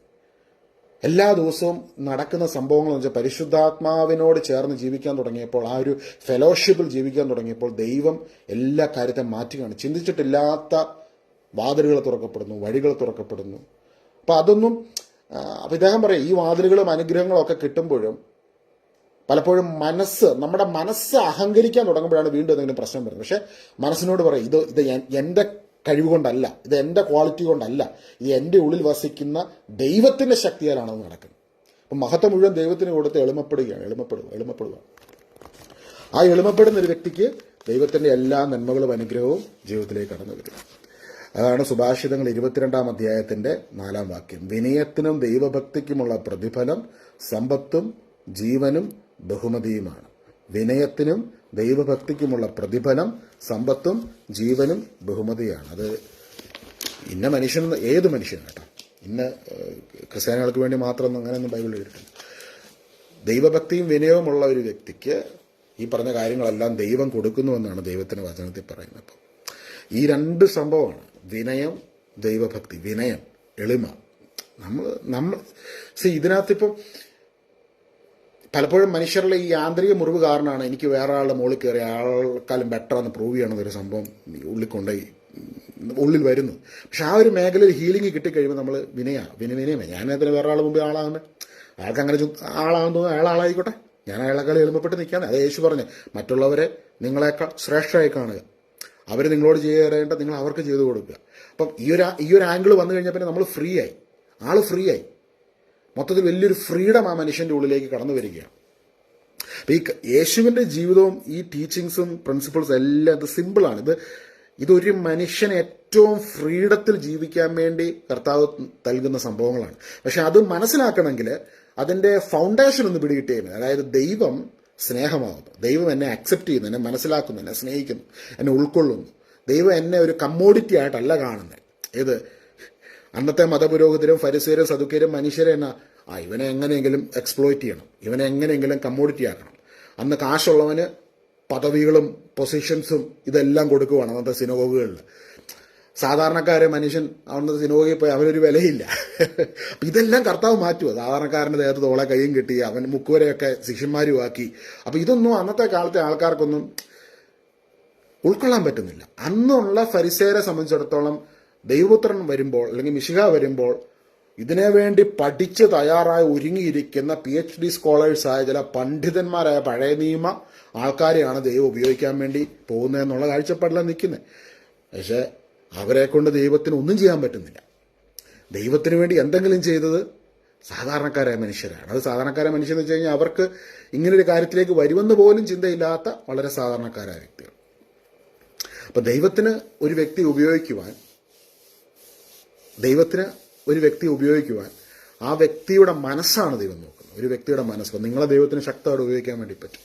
ദൈവത്തിന് അതിശക്തമായി നിങ്ങളിലൂടെ ദൈവത്തിന് പ്രവർത്തിക്കാൻ പറ്റും. ദൈവത്തിന് വേണ്ടി ഉപയോഗിക്കപ്പെടുക എന്ന് പറയുമ്പോൾ തെറ്റിദ്ധാരണ ഉണ്ടാകും. എന്നാണെന്നറിയോ, എപ്പോഴും ഒരു മൈക്ക് എടുത്ത് പിടിച്ച് ഏതെങ്കിലും ടെന്റിനകത്ത് നിന്ന് അല്ലെങ്കിൽ ഒരു പള്ളിയിൽ നിന്ന് ഒരു കൺവെൻഷൻ സെന്ററിൽ നിന്ന് പ്രസംഗിക്കുന്നതാണ് ദൈവത്തിന് വേണ്ടി ഉപയോഗിക്കപ്പെടുക എന്നുള്ള ഒരു മതപരമായ തെറ്റിദ്ധാരണ എപ്പോഴും എല്ലാ കാലത്തും ഉണ്ട്. അതല്ല ദൈവത്തിന് വേണ്ടി ഉപയോഗിക്കപ്പെടുക എന്നുള്ളത് കേട്ടോ. ദൈവത്തിന് വേണ്ടി ഉപയോഗിക്കപ്പെടുക എന്നുള്ളത് നിങ്ങളൊരു നേഴ്സാകാം, നിങ്ങളൊരു ഒരു ഡ്രൈവറാകാം, നിങ്ങളൊരു എഞ്ചിനീയർ ആകാം, നിങ്ങളൊരു ക്ലീനർ ആകാം. നിങ്ങളായിരിക്കുന്ന അവസ്ഥയിൽ നിങ്ങൾ വ്യക്തികളോട് സംസാരിക്കുമ്പോൾ ഇടപെടുമ്പോൾ അവരിലേക്ക് ദൈവത്തെ പകർന്നു കൊടുക്കാൻ നിങ്ങൾക്ക് സാധിക്കും. അത് പല രീതിയിൽ ദൈവത്തിന് വേണ്ടി ഉപയോഗിക്കപ്പെടാം, പല തലത്തിൽ ദൈവത്തിന് വേണ്ടി ഉപയോഗിക്കപ്പെടാം, പല രീതിയിൽ ആ ഒരു എന്താ പറയുന്നത്, ഈ ഒരു കാലഘട്ടത്തിൽ ഈശോ ആഗ്രഹിക്കുന്നത്, ഈശോയുടെ വലിയ ആഗ്രഹം അത് എല്ലാ മനുഷ്യരിലും ഈ ഒരു റെസ്പെക്റ്റിന്റെ കൾച്ചർ ജനറേറ്റ് ചെയ്യണം ദൈവം ആഗ്രഹിക്കുകയാണ്. എല്ലാ മനുഷ്യരും റെസ്പെക്ട് ചെയ്യുക. ആ റെസ്പെക്റ്റിന്റെ culture, people are no longer a commodity. യേശുവിൻ്റെ ഏറ്റവും വലിയൊരു ഒരു ഒരു ഒരു ജീവിതത്തിൻ്റെ തന്നെ ഒരു കർത്താവിൻ്റെ ഒരു എന്താ പറയുക മെസ്സേജ് ഇതായിരുന്നു. ഒരു വിശ്വാസി എന്നുള്ളൊരു കമ്മോഡിറ്റി അല്ല, ആ വിശ്വാസി റെസ്പെക്ട് ചെയ്യേണ്ട വ്യക്തിയാണ്. അവൻ ദൈവത്തിന് വിലപ്പെട്ടതാണ്, വേണ്ടപ്പെട്ടവരാണ്. അതുകൊണ്ടാണ് അപ്പോസ്തലൻ പറയുന്നുണ്ട്, വാത്സല്യ ഭാജനമാണ്. ദൈവത്തിന് ഏറ്റവും വിലപ്പെട്ട വ്യക്തിയാണ്, വേണ്ടപ്പെട്ട വ്യക്തിയാണ്, ദൈവത്തിൻ്റെ സ്വന്തമാണ്, രക്തം കൊണ്ട് വീണ്ടെടുത്ത വ്യക്തിയാണ്. ഞാനീ പറയുമ്പോൾ ആരെങ്കിലും ഒഫൻഡ് ചെയ്യുന്നുണ്ടെങ്കിൽ ഐ അപ്പോളജൈസ്. കർത്താവ് അന്ന് സുവിശേഷം പറഞ്ഞപ്പോൾ ഒത്തിരി പേർക്ക് ഒഫൻസീവായിട്ട് ഫീൽ ചെയ്തു. അത് റിലീജിയസ് ആയിട്ടുള്ള ആൾക്കാർക്കാണ് കൂടുതൽ ഒഫൻസീവായിട്ടുള്ളത്. ചിലപ്പോൾ നമ്മളിങ്ങനെ ഈശോയുടെ സ്നേഹത്തെയും കരുണയും കുറിച്ച് പറയുമ്പോൾ ചില പെന്തക്കോസുകാരും പല വിഭാഗക്കാർ എന്നെ ഇങ്ങനെ ചീത്ത വിളിക്കാറുണ്ട്. അപ്പം ഞാൻ ഓർക്കും, കാരണം അവരുടെ ഉള്ള റിലീജിയസ് സ്പിരിറ്റ് അങ്ങ് കയറുക. റിലീജിയസ് സ്പിരിറ്റ്, അത് ഈ പഴയ നിയമത്തിൻ്റെ സ്പിരിറ്റ് ഉണ്ട്. ആ സ്പിരിറ്റ് കാരണം പറയുക അതും ഇതുമല്ല. ഞാൻ ചിലപ്പോൾ ഇങ്ങനെ എൻ്റെ ഫേസ്ബുക്കിലൊക്കെ വരുന്ന ചീത്തവിളികളൊക്കെ ആയിരിക്കും വായിച്ചു നോക്കുന്നത്. ദൈവം, ഇവരൊക്കെ വചനപ്രഘോഷകരാന്ന് പറഞ്ഞിരിക്കുന്ന ആൾക്കാരൊക്കെ ചിലപ്പോൾ ചീത്ത വിളിക്കും. കാരണം കർത്താവ് മനുഷ്യരെ സ്നേഹിക്കുന്നു, അല്ലെങ്കിൽ ഒരു മനുഷ്യന്റെ അവസ്ഥയെ മനസ്സിലാക്കുന്നു എന്ന് പറയുമ്പോൾ അന്നും ഉള്ള ഒരു പ്രശ്നമായിരുന്നു. ഈശോ പാപികളുടെ കൂടെ ഭക്ഷണത്തിന് ഇരിക്കുന്നത് അന്നത്തെ കാലത്തുള്ളവർക്ക്, റിലീജിയസ് ആൾക്കാർക്ക് ഭയങ്കര ബുദ്ധിമുട്ടായിരുന്നു. എന്തിനാ യേശു അവരുടെ പോയി ഭക്ഷണത്തിന് ഇരിക്കുന്നത്? അവർ ചോദിച്ച ചോദ്യം, എന്തിനാണ് ഈ പാപികളുടെ കൂടെ പോയി ഭക്ഷണത്തിനിരിക്കുന്നത്? കർത്താവ് ഉത്തരം കൊടുത്തു, നീതിമാന്മാർക്കല്ല പാപികൾക്കാണ് വൈദ്യനെ കൊണ്ട് രോഗികൾക്കാണ് വൈദ്യനെ കൊണ്ട് ആവശ്യം, പാപികൾക്കാണ് എന്നെ കൊണ്ട് ആവശ്യം. അവർക്കാണ് എന്നെ വേണം. അവർക്ക് ദേ നീഡ് മീ. നിങ്ങൾക്ക് വേണ്ടല്ലോ, നിങ്ങൾ വലിയ പണ്ഡിതന്മാരല്ലേ, വലിയ സംഭവം പറഞ്ഞിരിക്കുന്നതല്ലേ, നിങ്ങൾക്ക് എന്നെ വേണ്ടല്ലോ, ഇവർക്ക് എന്നെ വേണം, ഞാൻ അവരോട് പോയിരുന്നോളാം. ഇവർ പാവങ്ങളല്ലേ, അവരാണെങ്കിൽ കറുത വാ യേശു വാ, ഞങ്ങൾക്ക് ഇങ്ങനെ ഒരാൾ കൂടെ ഉണ്ടെങ്കിൽ തന്നെ ഞങ്ങൾക്ക് എന്തൊരു ധൈര്യം എന്നറിയോ. പല സ്ഥലത്തും ജോലി ചെയ്യുന്ന ചേച്ചിമാർക്ക്, ആൻറ്റിമാർക്ക്, ഞാൻ ഈ ഒരു ഭാഷ പറയുമ്പോൾ നിങ്ങൾക്കൊന്ന് റിലേറ്റ് ആവാൻ വേണ്ടി കേട്ടോ, അവർക്കൊക്കെ കർത്താവിൻ്റെ അടുത്ത് പോകുമ്പോൾ ഭയങ്കര സന്തോഷം. ഈ മനുഷ്യൻ്റെ കൂടെ ഈ വർത്തമാനമൊക്കെ കേട്ട് ഒരു അരമണിക്കൂർ ഇരുന്നിട്ട് ജോലിക്ക് പോകുമ്പോൾ അല്ലെ വീട്ടിൽ വരുമ്പോൾ എന്നാ സുഖമെന്നറിയാം കിടന്നുറങ്ങാൻ.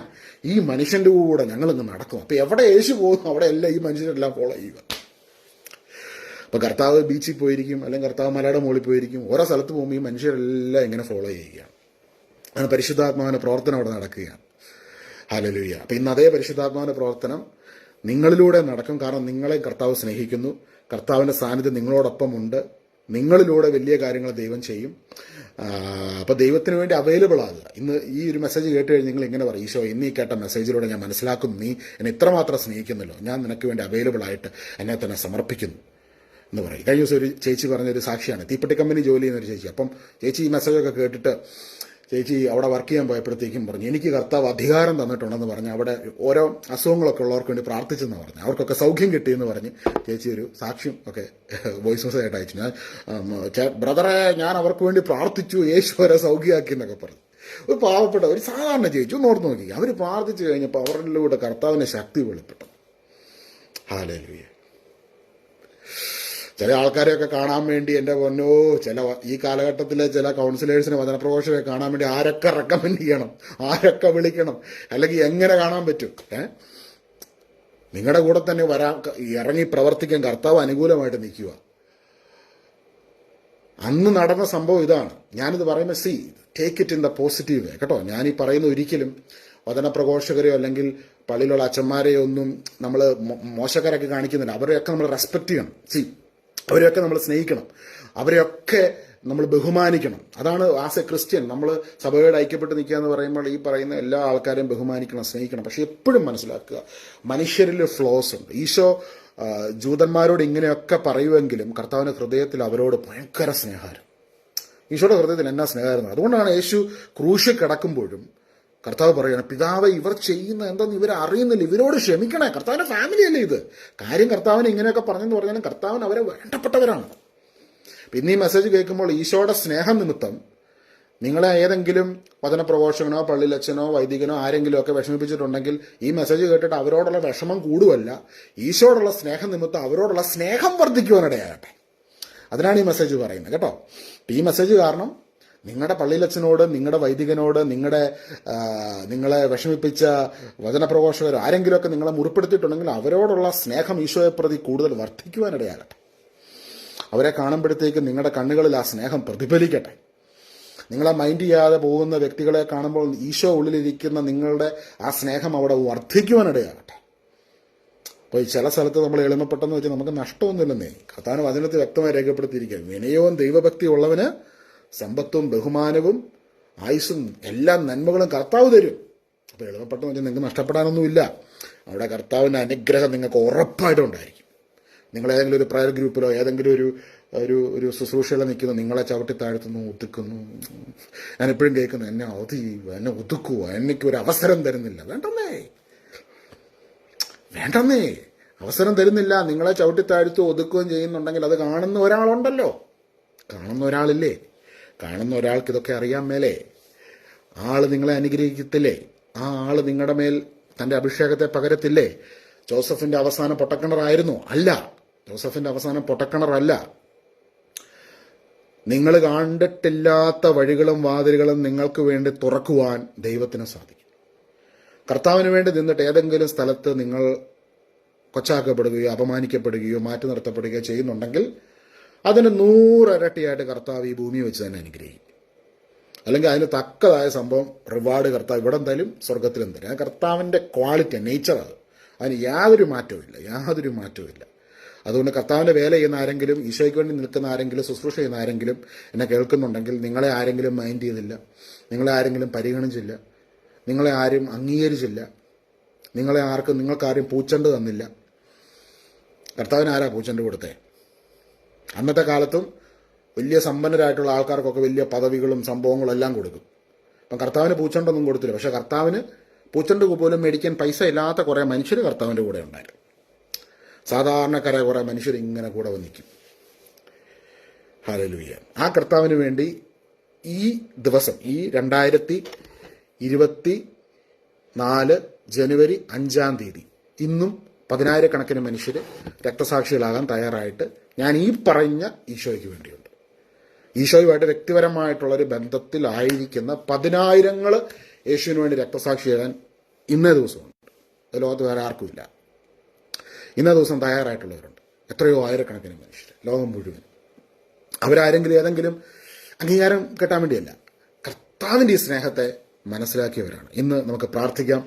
ഇന്ന് ഈവനിങ്ങിലെ ഈ ഒരു മെസ്സേജിലൂടെ ഈശോ നിങ്ങളെ സ്പർശിക്കുന്നുവെന്ന് ഞാൻ വിശ്വസിക്കുന്നു. നല്ല ഈശോയെ ഓരോ മക്കളെ അവിടുത്തെ കരങ്ങളിലേക്ക് സമർപ്പിക്കുന്നു. കർത്താവിൻ്റെ സ്നേഹത്തിൻ്റെ നീളവും വീതിയും ഉയരവും ആഴവും തിരിച്ചറിയുവാനും കൂടുതൽ ഇളമയോടെ ജീവിക്കുവാനും ഞങ്ങളെ ഓരോ വ്യക്തികളെ സഹായിക്കണം. Jesus never consider U as A commodity. ഈശോയ്ക്ക് നിങ്ങളൊരു കമ്മോഡിറ്റി അല്ല, നിങ്ങൾ വേണ്ടപ്പെട്ടവരാണ്. ഈശോയ്ക്ക് നിങ്ങളുടെ പൈസ കിട്ടിയിട്ട് കർത്താവിന് പലപ്പോഴും ആൾക്കാർക്ക് ചിന്താഗതിയുണ്ട്, പള്ളി പോകുന്നതെല്ലാം, പള്ളി എന്ന് പറയുന്ന സിസ്റ്റം മുഴുവൻ നമ്മുടെ പൈസ ലൂട്ട് ചെയ്യാൻ വേണ്ടിയുള്ള സംഭവമാണ്. കർത്താവിന് നമ്മുടെ ആരുടെയും പൈസ ഒന്നും വേണ്ട. Jesus did everything for us. പിന്നെ എന്തുകൊണ്ടാണ് നമ്മൾ സഭയുടെ ഓരോ കാര്യത്തിനും നമ്മൾ സമ്പത്ത് കൊടുക്കുന്ന, സപ്പോർട്ട് ചെയ്യുന്നത്? അത് നമുക്ക് തന്നെ അനുഗ്രഹത്തിന് വേണ്ടി ദൈവം വെച്ചിരിക്കുന്ന ഒരു വ്യവസ്ഥയായിട്ടാണ് ബൈബിൾ കാണുന്നത്. അത് ഇൻറ്റിമിഡേഷൻ ആയിട്ടൊന്നും ചെയ്യില്ലെന്ന് ഈശോ പറഞ്ഞു. അതായത് അത് കൊടുത്തേ പറ്റൂ, അങ്ങനെയല്ല. നമ്മൾ പള്ളിയിൽ ഒരു നേർച്ച ഇടുകയോ ഒരു സ്തോത്രക്കാഴ്ച ഇടുകയോ ചെയ്യുന്നതെല്ലാം സന്തോഷത്തോടെ ചെയ്യണമെന്ന് പറയുന്നത്. അത് കർത്താവിൻ്റെ ശരീരമാകുന്ന സഭയ്ക്കായിട്ടുള്ള ഒരു ശുശ്രൂഷയായിട്ട് നമ്മൾ ആ ഒരു തലത്തിൽ കാണുക. പക്ഷെ ഈശോനെ കാണേണ്ടത് എങ്ങനെയാണ്? ഈശോയ്ക്ക് ഇതെല്ലാം വേണം. ഈശോയ്ക്ക് പൈസ എല്ലാം കൊണ്ടുപോകണം. ഈശോയ്ക്ക് ഇതൊന്നും വേണ്ട. ഈശോയ്ക്ക് ഈശോ നിങ്ങളെ സ്നേഹിക്കുന്നുണ്ട് എന്നുള്ള ആ തിരിച്ചറിവാണ് നമ്മുടെ ഹൃദയത്തിൽ ഉണ്ടാകണമെന്നാണ് ഈശോ ആഗ്രഹിക്കുന്നത്. ഈശോ നിങ്ങളെ അക്സെപ്റ്റ് ചെയ്യുന്നു, സ്നേഹിക്കുന്നു, അനുഗ്രഹിക്കാൻ തയ്യാറായി നിൽക്കും. അപ്പം നമ്മൾ ഓരോ കാര്യങ്ങളും നന്മകൾ ചെയ്യുമ്പോഴും ഇത് കാണുന്ന, മനസ്സിലാക്കുന്ന, അറിയുന്ന, അംഗീകരിക്കുന്ന, സ്നേഹിക്കുന്ന ദൈവം നമുക്ക് എല്ലാത്തിനും പ്രതിഫലം നൽകും, നമ്മളെ അനുഗ്രഹിക്കും, നമ്മളെ ഉയർത്തും. ഹല്ലേലൂയ. യേശുവേ ആരാധന. കർത്താവെ, ഞങ്ങൾ അങ്ങേ ആരാധിക്കുന്നു, സ്തുതിക്കുന്നു, മഹത്വപ്പെടുത്തുന്നു. ഞങ്ങളുടെ ഓരോ പ്രശ്നങ്ങളെയും പ്രയാസങ്ങളെയും അറിയുന്ന ദൈവമേ, അങ്ങയുടെ കരങ്ങളിലേക്ക് ഞങ്ങളുടെ എല്ലാ വിഷമങ്ങളെ സമർപ്പിക്കുകയാണ്. ഈ 2024 ഈ ഒരു സിംപ്ലിസിറ്റിയിലേക്ക് മടങ്ങി വരുവാൻ കർത്താവ് ഞങ്ങളിലെല്ലാം ആ ഒരു സിംപ്ലിസിറ്റിയുടെ വരം നൽകി ഞങ്ങൾ ഓരോരുത്തരെയും അനുഗ്രഹിക്കണമെന്ന് പ്രാർത്ഥിക്കുന്നു. ആദിമ സഭയിലുണ്ടായിരുന്ന പോലത്തെ ആ ഒരു സിംപ്ലിസിറ്റിയിൽ ക്രിസ്തു എന്നുള്ളത് ഒരു യാഥാർത്ഥ്യമാണ്, ഞങ്ങളോടൊപ്പമുള്ള ഒരു യാഥാർത്ഥ്യമാണെന്നുള്ള തിരിച്ചറിവിൽ ജീവിക്കുവാൻ അവിടെ ഞങ്ങളെ സഹായിക്കണമേ. ഞങ്ങൾ പരസ്പരം അനുഗ്രഹിച്ച് പ്രാർത്ഥിക്കുന്നു. നിത്യം പിതാവും പുത്രനും പരിശുദ്ധാത്മാവുമായ സർവേശ്വരനായ എന്നേക്കും. ആമേൻ, ആമേൻ. എല്ലാ പ്രയർ റിക്വസ്റ്റിനു വേണ്ടി പ്രത്യേകം പ്രാർത്ഥിക്കാം കേട്ടോ. നിങ്ങൾ പ്രയർ റിക്വസ്റ്റൊക്കെ ടൈപ്പ് ചെയ്തു. ഞാൻ ഈശോയുടെ സന്നിധിയിൽ, ദിവ്യാരണ സന്നിധിയിലൊക്കെ ഇരിക്കുമ്പോൾ പ്രത്യേകമായിട്ട് എല്ലാവർക്കും വേണ്ടി പ്രാർത്ഥിക്കുന്നുണ്ട്. അപ്പം നമുക്ക് പരസ്പരം പ്രാർത്ഥിക്കാം. ദൈവം ധാരാളമായി അനുഗ്രഹിക്കട്ടെ. ഇന്ന് ഈ അടുത്തൊരു മെസ്സേജ് ഇങ്ങനെ ഒരു ഹോളി സ്പിരിറ്റിൻ്റെ ഒരു പ്രേരണയിൽ ഇങ്ങനെ അങ്ങ് പറഞ്ഞു പോയ ഓരോ കാര്യങ്ങളാണ്. ഇന്ന് 1-2 കാര്യങ്ങൾ കർത്താവിൻ്റെ ഉള്ളിൽ ഇങ്ങനെ എന്നോട് ഇങ്ങനെ പങ്കുവച്ചായിരുന്നു. എന്നൊരു യാത്രയ്ക്ക് പോയ സമയത്ത് വേറൊരു കാര്യം കൂടെ പറഞ്ഞാൽ അത് അടുത്ത ദിവസം പറയാം. അത് കുമ്പസാരത്തെക്കുറിച്ചുള്ളൊരു കാര്യമാണ്. അങ്ങനെ പെട്ടെന്ന് 1 മിനിറ്റ് കൊണ്ട് പറയാം. അതായത് നമ്മൾ പലപ്പോഴും ഈ കുമ്പസാരം എന്ന് പറയുന്ന കാര്യം ഒരു യാന്ത്രികമായിട്ട് ചെയ്യാറുണ്ട്. അതിൻ്റെ ഒരു ചരിത്രം എന്നുള്ളത് കുമ്പസാരത്തിൻ്റെ ചരിത്രം, സഭയുടെ ചരിത്രം മനസ്സിലാക്കുമ്പോൾ it is a place for a person to get complete relief. അപ്പോൾ കർത്താവിൻ്റെ ആത്മാവിൻ്റെ ശക്തിയിൽ നിറയപ്പെട്ടിരിക്കുന്ന കർത്താവിൻ്റെ ഒരു അഭിഷിക്തനോട് നമ്മുടെ വേദനകളും നമ്മുടെ ജീവിതത്തിൽ ബലഹീനമാക്കപ്പെട്ട നിമിഷങ്ങളുമൊക്കെ അതൊക്കെ ഷെയർ ചെയ്യുമ്പോൾ നമ്മുടെ ആത്മാവിലേക്ക് ദൈവത്തിൻ്റെ ആത്മാവിന് ശക്തി വന്ന് നിറയപ്പെടുകയും അങ്ങനെ ആ ഒരു ഗ്രേസ്ഫുൾനെസ്സിൽ, ആ ഒരു റിക്കൺസിലിയേഷൻ സാധ്യമാകുന്ന ഒരു കൗൺസിലിങ്ങിനേക്കാളും ഒക്കെ 10,000 മടങ്ങ് റിലീഫ് കിട്ടുന്ന ഒരു വലിയ അഭിഷേകത്തിന് ശുശ്രൂഷയാണ് ദ സാക്രമെന്റ് ഓഫ് കൺഫെഷൻ. അപ്പം അതിൻ്റെ ഒരു വലിയൊരു ഡെപ്ത്നെസ് ഉണ്ട്. അപ്പം അതിൻ്റെ തുടക്കം മുതലുള്ള ചരിത്രം മനസ്സിലാകുമ്പോഴുള്ളൂ. പക്ഷേ നമുക്ക് ഈ ഒരു കാലഘട്ടത്തിൽ വന്നപ്പോട്ടല്ലോ അത് റിച്വലിസ്റ്റിക് ആയിപ്പോയി. അതിൻ്റെ ആ ഒരു ജസ്റ്റ് ഒരു 2-3 മിനിറ്റിൽ എന്തോ പറഞ്ഞെന്തോ അതിൻ്റെ ആ ഒരു പവർ മിസ്സിങ് ആവുന്നു. അപ്പോൾ ദൈവം, ഞാൻ അടുത്ത ദിവസം വേറൊരു സന്ദേശത്തിൽ അത് പങ്കുവയ്ക്കാൻ കൂടുതൽ അതിനെക്കുറിച്ച്. God wants us to know ആ സാക്രമെന്റ് എന്തിനാണ്? It is for healing our inner wounds. നമ്മുടെ ഇന്നർ വൂൺസ് ഹീലാകാൻ വേണ്ടി. ഞാൻ പലപ്പോഴും നമ്മുടെ നാട്ടിലാണെങ്കിലും ഇവിടെയൊക്കെ എന്ന് പറയുമ്പോൾ നമ്മൾ കൺഫെഷന് പോകുമ്പോൾ ഒരു അപ്പോയിൻമെൻ്റ് എടുത്ത് അച്ഛൻ്റെ അടുത്ത് അച്ഛൻ അവിടെ ഇരിക്കുമ്പോൾ ഇറ്റ്സ് എ ടൈം. അതൊരു റിച്വലിനേക്കാൾ ഉപരിയായിട്ട് യേശുവിനോട് നമ്മൾ അവിടെ ഒരു കൺഫെഷൻ, ഞാൻ ഒരു കുറ്റക്കാരൻ എന്നുള്ള നിലയിലുള്ള ആറ്റിറ്റ്യൂഡിലല്ല, എന്താ പറയുന്നത്, ദൈവസന്നിധിയിൽ എൻ്റെ ബലഹീനതകളും വീഴ്ചകളും വേദനകളും ഇറക്കി വെക്കുമ്പോൾ എൻ്റെ ആന്തരിക മനുഷ്യന് യേശു സൗഖ്യം നൽകുന്ന ഒരു മൊമെൻ്റാണ്. ആന്തരിക മനുഷ്യനിലേക്ക് കർത്താവിൻ്റെ ആ വലിയ പ്രസൻസ്, അതായത് ഞാൻ കുറച്ച് മുമ്പ് പറഞ്ഞില്ലേ, അന്നത്തെ കാലത്ത് മനുഷ്യർ വിഷമമുള്ളവരെല്ലാം ഓടി യേശുവിൻ്റെ അരികിൽ വരും. യേശുവിൻ്റെ അരികിൽ വന്നു കഴിയുമ്പോൾ ഇവർ ഈ പ്രശ്നങ്ങളെല്ലാം കർത്താവിനോട് പറയുമ്പോൾ അവിടെ ഇറക്കി വെച്ച് കഴിയുമ്പോൾ കർത്താവ് അവരുടെ തോളെ കൈവച്ചിട്ട് എല്ലാം ശരിയാണ് കേട്ടോ, എല്ലാം ശരിയാണ്, ഞാൻ കൂടെയുണ്ട് എന്ന് പറയുമ്പോൾ അവരനുഭവിച്ചൊരു പവറുണ്ട്, ഒരു സംഭവമുണ്ട്. ആ സംഭവം ഇതിലൂടെ നമ്മളിലേക്ക് കിട്ടുവാണ്. അതിനാണ് കർത്താവ് ഈ ഒരു സംഭവം ഡെവലപ്പ് ചെയ്ത് തന്നേക്കുന്നത്. പക്ഷെ അതിനെ ഈ റിച്വലിസ്റ്റിക് ആയിട്ട് പോയി കഴിയുമ്പോഴത്തേക്ക് ഒരു മതാചാരം എന്നുള്ള നിലയിൽ അങ്ങ് പെട്ടുപോവുകയാണ്. അതിനപ്പുറമായിട്ട് അതിനകത്തൊരു എസൻസ് ഉണ്ട്. അന്നത്തെ മനുഷ്യർ അനുഭവിച്ച്, യേശു പറഞ്ഞില്ല, അധ്വാനിക്കുന്നവരും ഭാരം ചുമക്കുന്നവരും എൻ്റെ അടുക്കൽ വരിക, ഞാൻ നിങ്ങൾക്ക് ആശ്വാസം തരാം. അപ്പോൾ ആ ഒരു ആശ്വാസം എന്നുള്ള ആ ഒരു കംഫേർട്ട് മനുഷ്യരിലേക്ക് ദൈവത്തിന് ആത്മാവ് പകർന്നു കൊടുക്കുന്നൊരു മൊമെൻ്റാണ്. അത് യേശു അന്ന് ശരീരത്തിലിരുന്ന് പകർന്നു കൊടുത്ത സംഭവം ഇന്ന് ഈ ഒരു സാക്രമെന്റിലൂടെ പകരപ്പെടുകയാണ്. അപ്പം അത് അവിടെ ഈ കൺഫെഷൻ ഇരിക്കുന്ന വൈദികനും അവിടെ വരുന്ന 2 വ്യക്തിക്ക് ഇത് ഒരേ അളവിൽ മനസ്സിലാക്കി കഴിയുമ്പോഴാണ് അവിടെ ഹോളി സ്പിരിറ്റിൻ്റെ പ്രവർത്തനങ്ങൾ സംഭവിക്കുന്നത്. അപ്പം ഞാൻ സ്റ്റോപ്പ് ഇറ്റ് റൈറ്റ് ഹിയർ. അതിനെക്കുറിച്ച് കൂടുതൽ ഞാൻ പ്രാർത്ഥിക്കാം. ഈശോ കൂടുതൽ ആ മെസ്സേജ് തരുന്ന പോലെ ഞാൻ നിങ്ങളുമായിട്ട് പങ്കുവയ്ക്കാം. അപ്പം ദൈവം ധാരാളമായി അനുഗ്രഹിക്കട്ടെ. ഈ ദിവസങ്ങളിൽ നടക്കുന്ന എല്ലാ ശുശ്രൂഷകൾക്ക് വേണ്ടിയും നിങ്ങൾ പ്രത്യേകമായി പ്രാർത്ഥിക്കണമേ. ആക്സിഡൻ്റ് ഒക്കെ വന്ന് ഡിസേബിൾഡ് ആയിപ്പോയിട്ടുള്ള വ്യക്തികൾ, ഭിന്നശേഷിക്കാരായിട്ടുള്ളവരുടെ ഇടയിൽ നമ്മൾ കുറേ പ്രവർത്തനങ്ങൾ നടത്തുന്നുണ്ട്. അപ്പോൾ നിങ്ങൾ പ്രത്യേകം പ്രാർത്ഥിക്കണം കേട്ടോ. അവരിൽ ചില ആൾക്കാർക്കൊക്കെ ഉറക്കാൻ പോലും പറ്റാതെ ബ്രെയിൻ ഇഞ്ചുറി ഒക്കെ വന്ന കുറേ മനുഷ്യരുണ്ട്. അപ്പോൾ അവർക്കൊക്കെ സൗഖ്യം കിട്ടുന്നതിനും റിലീഫ് കിട്ടുന്നതിനും വേണ്ടിയൊക്കെ നിങ്ങളും പ്രത്യേകം പ്രാർത്ഥനയിൽ ഓർക്കണമെന്ന് ഞാൻ വിനീതമായി അപേക്ഷിക്കുന്നു. So have A good night. ഇത്രയും നേരം ഈ ഒരു മെസ്സേജ് കേട്ടിരിക്കാൻ നിങ്ങൾ കാണിച്ച സന്മനസ്സിന് ദൈവം നിങ്ങളെ ധാരാളമായി അനുഗ്രഹിക്കട്ടെ. ഞങ്ങൾക്ക് വേണ്ടിയും പ്രാർത്ഥിക്കണേ. Ave Maria. God bless you.